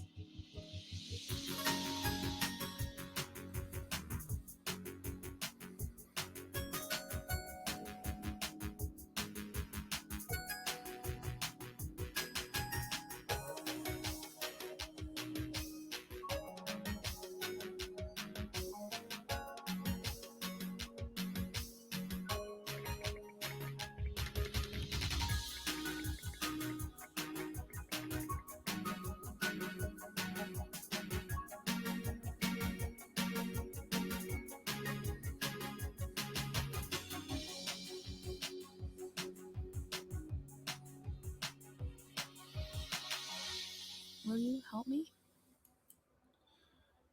144 puzzle levels in that game. Nice. We're going to spend way too much time trying to figure out those puzzles. I can already see myself now, like when the conveyor belt thing starts going, I'm going to be like, oh, nope. But that game looks really, really cool. I think it's interesting. Shout out to them. They did send us a free code for Xbox. We will be featuring that on one of our Let's Plays for sure. But we have another Let's Play coming up as we start to wrap this show. We're going to Let's Play some Fortnite. We were planning on doing it after recording this episode, but we weren't expecting the episode to go quite as long as it We're having too much fun, guys. Sorry. No, it's Hope fun. You're having fun with us. Yeah, hopefully everybody's enjoying the show. But we're definitely going to play some Fortnite together at some point soon, and we'll release that Let's Play on our opposite week of our pod. So once we kind of get settled in and we get into that hour format or an hour and a half format, we'll have Let's Plays on our off weeks where you guys can either come watch us stream live, or in some cases we'll pre-record it, probably to avoid my potty mouth, honestly. Hey, we're all human here. It happens. Yeah, Happens to the best when of I us. play, my filter goes away. So, I know we've been talking about playing some Madden. Yeah. We'll probably play some Madden. We'll do some Fortnite. I mean, I'm not good at Obviously, it, but we can do FIFA. I'm pretty sure you're good at FIFA, Turtles, right? FIFA, yeah, Oh, FIFA. definitely Turtles. Well, and there's all kinds of free stuff that's coming out. The one, what we should play, we totally have to play this. That Nickelodeon All Stars Oh Battle yeah. Royale game. Like that Yeah. I actually Smash just Brothers. downloaded that last night. So yes, We most have to definitely. play that one because I want Yeah. to beat you up with Patrick Star. Well, I'm calling Garfield, so eat lasagna while beating you up. Hey, the Turtles are in that game too, aren't they? Yeah, Leo and Mikey. Yeah, I'm gonna have to. Shredder. We'll definitely have to play that. Okay, since you brought up Shredder, do you know who did the voice in the original cartoon? James Avery. Right, Uncle Phil. Uncle Phil. R.I.P. Yeah. Great actor. I don't know where I was when I found that out, but my mind was totally blown. Like, same. Wait, I'm with you. What? I forgot what I was watching, but yeah, and then I went back and I'm like, that's definitely him. Wow. Totally him. Yeah, like all those years later, like, yeah, that was totally him. Yeah. But before we wrap, what's one thing that you think that on Friday, when people are listening to this, they have watched on Thursday during the Summer Games Fest that they're all minds blown? Everybody's like, holy crap, I can't believe we just saw that. I always call it the one more thing moment. It's always at the end. But wait, there's more. I feel like this makes too much sense, so I hope I'm actually wrong because this is kind of predictable. But Mr. Keeley is really good friends with Kojima. I know there's rumors of Kojima working on 2 games, one being Death Stranding 2. That would be too easy. So I think it would be the other game. And the rumor is the other game is a horror game. So I think the one more thing would be Kojima showing off his new game. But once again, that's too easy. I love Kojima, so I'm hyped either way, whether it happens or not. But yeah, that's my call. What are you thinking? I need a new Tetris.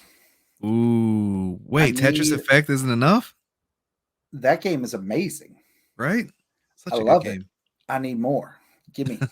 Give me. Okay. Like the music in Tetris Effect and the visuals in Tetris Effect were enough that I have it on PC, Xbox, PlayStation, and on Switch. I believe it, man. But I could use a new more. one. Yeah, you can never have enough Tetris. I could use more. I could use like I could use. Oh, this is gonna throw some people. I could use Luminous. I could use a new Luminous on the PSP. That was fun. That was a good one. That's part of Game Pass actually now on Xbox. Oh, really? Good to know. You can play that. I could use another one of those. Yeah, I can literally the first 10 levels of that game. I know every song. Did you play in VR, PSVR? Oh yeah, man, such an experience. Yeah, like if you guys are watching or listening, if you have PSVR and don't own Tetris Effect, you are doing something. Yeah, you've got to. If you have the PSVR, you have to play Tetris Effect in VR. It's a must. I played it laying down. Like with the VR headset on my head and me laying down just playing. Like I reset the camera so it thought while I was laying down I was looking forward. Pretty smart. Yeah, I played the crap out of that game. I could use one of those. There's a couple other things that I would love to see. Yeah. Just like I know I really doubt we see it, but I want to see some gameplay from Bayonetta 3. Ooh. Yeah, because Nintendo doesn't really play ball. I mean, they did at the Game Awards a couple years ago with the Smash Brothers announcements, but they don't really play ball for real. They kind of do their own thing. They usually do their own thing. It's in the Nintendo Direct. Might be if it's not in the Nintendo Direct, then they're not talking about it. You know what's funny? It's funny you mentioned that. I'm thinking the same thing with PlayStation. I mean, they keep saying God of War is coming this year. Why not announce it at Summer Games Fest. Instead of having a whole showcase and ending it with that, why not shake up the whole event with that? Sorry, I apologize. I feel like I cut you off, by the way. No, you're good. No, you're fine. I think that you're right. I think you're gonna see some other things. Like, now I do find it entertaining that Jeff Keighley has already tweeted, "Sorry, no Half-Life 3 tomorrow." I mean, come on. Who's really looking for Half-Life 3? And then he said no Muppets. Thank God. As cool as the Muppets are, as cool as they are. I think the Muppets thing's funny, honestly. Let's see. I mean, I'm trying to see if there's any other weird ones that I'm just like, oh, I could see that. Yeah.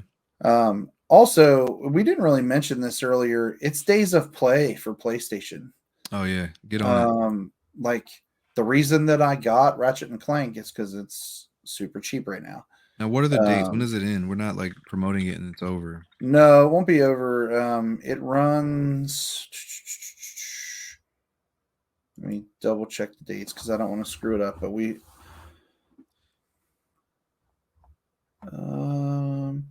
here I am digging through and can't find it right away. But I feel like it's got the rest of this week and then part of next week. Yeah, tons of must-play games. Controllers. If you have a PS5, the DualSense controllers are $59. The sale starts. Oh no! Really? Oh, it's over. It's over. Oof. No. Well, better luck next year. They do it every year. It's always worth it. If there's stuff you missed out on throughout the year, it does say that it ends to like right now. 8th. Yeah. Okay. But like, yeah, look out for it next year. I would guess though, with this being a thing, and you're gonna see some extra stuff. Like, there will be a new sale that starts tomorrow. Yeah, they honestly do great sales on a weekly basis, to be honest with you. At least in terms of games. I know accessories and stuff, that depends on retailers. But the cool thing, like you were saying about Days of Play, it's everywhere. Yeah, so that did just end for those of you that are listening to this on Friday, Thursday or Friday, whenever we release. I think we're going to release Friday, depending on how the editing goes. But there's going to be other stuff on sale. Yeah. Like, I'm actually pulling up the PlayStation Store while we're talking because it does still show the stuff for Days of Play on sale right now as we're recording this. Maybe it's extended. But yeah, I mean, it's also not 3 o'clock in the morning yet for us as we're recording. That's true. So I'm sure that's part of it. But ultimately, like, they're going to put more stuff on sale, and there's always some sort of deal during anything that Keighley is related to. Like, that is true. Tends to find a way to get some sort of deal involved there. But there's always good stuff. Sony's done a great job with sales. Xbox does a good job. And Nintendo. But you're right about Xbox. It's so wild that they have the Game Pass service, but on top of that, they do sales. Yeah. For actual games you want to own. It's very impressive. Yeah, I'm interested to see. And then Steam. Yeah, Steam sale, Epic sale is going on. Epic Game Store. Yeah, they got some crazy sales happening right now too. It's a great time to be a gamer, man. There's a bunch to play, and you don't have to pay full price. This is the one I'm looking most forward to right now. It's available now, right? It comes out but yeah, as this releases, we'll be able to play it. Mario Battle Strikers. Or is it? No, it's Friday, right? It comes out Friday. Yeah, it comes out on the 10th. But by the time, that'll be realistically when we release this podcast. And when this show goes out, you'll be able to play Battle Strikers. It looks really, really cool. Man, I love the other games. Yeah, the one on GameCube was great. They've also said that they're going to have weekly content, like that it's going to be like a games as service game, so you can unlock additional outfits and things for the characters in game and stuff. So that should be pretty exciting. Definitely. I'm really hoping that Keighley has some Nintendo things up his sleeve. Me too. And that's where I'm really, really looking forward to it, just to see what we can get out of it. Like, Yeah. what are we gonna see? Like, are we gonna see more Capcom stuff? Probably, because they've been really good at doing that. I'm hopeful that, and this game is already out, I hope we can see some more about Diablo Immortal, because I knew it I still need to released. play that. I knew it released, and I downloaded it on my phone, and I haven't been able to see it really a whole lot yet. I haven't played it, but Kotaku has an article out. I sent you this earlier before we get I on the saw show that. about how it's too good to be free. So I'm hopeful that it actually is really too good to be free, and they're not just blowing smoke up Blizzard. Yeah. But I'm not sure if you do you watch Game Ranks, I believe is what they're called on YouTube. No. Jake Baldino. No. They do this great series. It's called Before You Buy. And so it's basically a game review, but they don't score it or grade it. It's literally just great footage that they've captured because they're playing, but they'll play enough of the game. Usually it's a game that they've beaten, but they'll give you just a valid review. Like, hey, this is what we like, this is what we don't like. Look out for this, and these are things that we really enjoy about the game. These are things, that type of thing. But they don't say, hey, we recommend this, or hey, we don't recommend this. They just give you the info, and then you make the decision yourself instead of feeling obligated to buy That's something cool. because it has an 8 or an A or a B grade. You know what I'm saying? But they were talking about microtransactions really smacking you on the back end. Like, hey, you've invested, 50 hours into this game without spending any money. But since you've invested 50 hours, that means you're all in. Hey, how about you buy this or buy that? Obviously I can't speak on that because I haven't played it, but we all know how free to play games work. Nothing's truly free. Yeah, they're like Fortnite, where I have 30 skins that I've paid $20 a piece for, and all of a sudden I've spent more on that game than any other game I've ever owned. Yeah, I Yep, totally know what you're exactly. talking about. That's why we're gonna do a let's play of Fortnite, so I make an excuse to have to play more of it. I'm here for it. But yeah, I mean that's just the reality for us, right? Like, especially if you have kids, like, or you have a specific character that you love. Like, so I really love Batman. So I think I have like 4 or 5 Batman skins at this point. Like, there it is. Every time they release a new one, I'm like, oh, yep. Do I have for me? Yeah, like I gotta get that. Yeah. For me, it's Wolverine, and thank God he's not as popular as Batman. So there's only one Wolverine skin to purchase in Fortnite. Yeah, but yeah, there's a bunch of Batman skins.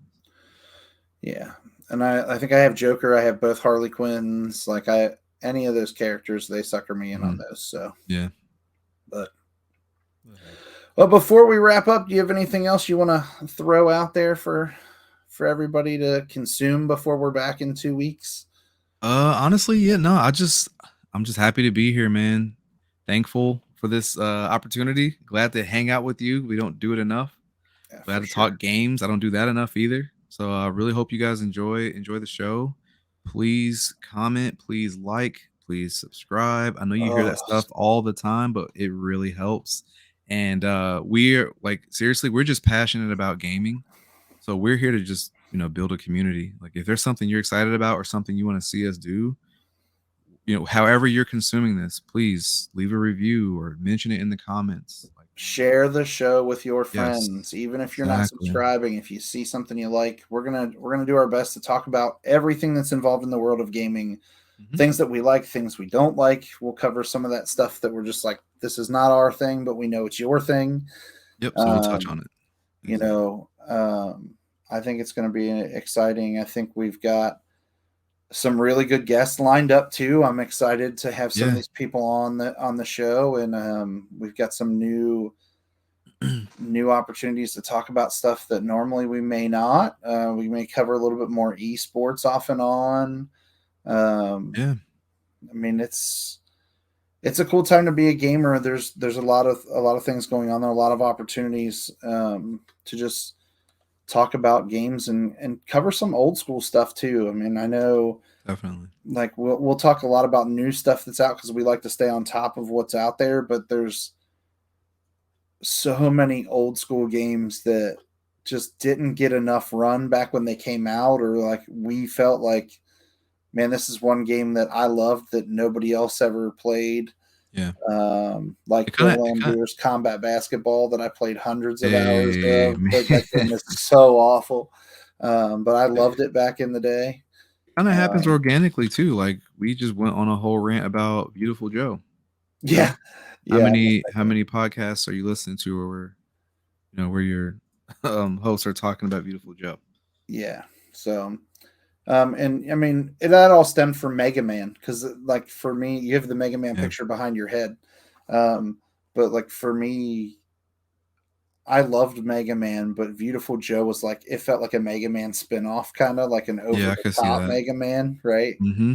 And that was kind of where that one came from. But we will be back in 2 weeks' time. Hopefully, we've got everything lined up. We're excited to share some stuff, and by then we'll have a ton of additional Summer Games Fest announcements, trailers to go through and look at. Maybe we'll get to see more Street Fighter. Speaking of which, again, we are giving away copies of Ultra Street Fighter 4. Oh yeah, Ryan, please explain that one more time, just to make sure we're all clear. Yeah, so people can get that for free. Ultra Street Fighter 4, Street Fighter 5, and Dragon's Dogma Dark Arisen. We have codes for those that we're giving away. You can subscribe to us on YouTube, share the video on Facebook, Twitter. Let's do a hashtag. We'll do a hashtag. Hashtag Capcom Rocks. How about that? We'll do. There it is. That way you have it. Like you'll know. Like if you hashtag Capcom Rocks, we can find that. Just do that little hashtag there, and then we'll know. We'll be able to. There it is. We'll be able to find those tweets and all of that stuff on social media, so we know that you're entered in. But hashtag Capcom Rocks. I know it's a cheesy hashtag, but it'll. I doubt that'll be used by anybody else for anything else. So it'll get you entered into for a chance to win a copy of one of those games for PC. And again, please follow us on social media at OGs Pod on Twitter, OGs Pod on Instagram. You can find BMax at BMax2nd on Twitter, and I'm at Touched Artist as well. If you'd like to make a donation to the show, you can do that as well. You can just drop us a tip at streamlabs.com/touchedartist. And then, as always, you can also get your discounted Rogue Energy drink just by using the code Delusion. Whoops, I hit the wrong button. Hit the wrong button. Hey, episode 1, it happens. Episode 1, yeah. No, I'm looking at the picture, and it's the same picture for the two different things. But you can use that code right there at the bottom of the screen, Rogue Affiliate. You use the code Delusion.Group at rogueenergy.com and save 10% and help us out in the process. So I definitely appreciate that. Yeah, it would be awesome if y'all could jump in there and do that if you're going to order from Rogue Energy anyway. So again, thanks for watching, everybody, and we will see you in 2 weeks here for a podcast, but we will see you as well this coming week for Let's Play. We're going to try to get some Fortnite in at some point, so you guys can harass us about our lack of Fortnite skills. Exactly. All right. Well, we'll see you next time. Thanks for watching, everybody. See ya.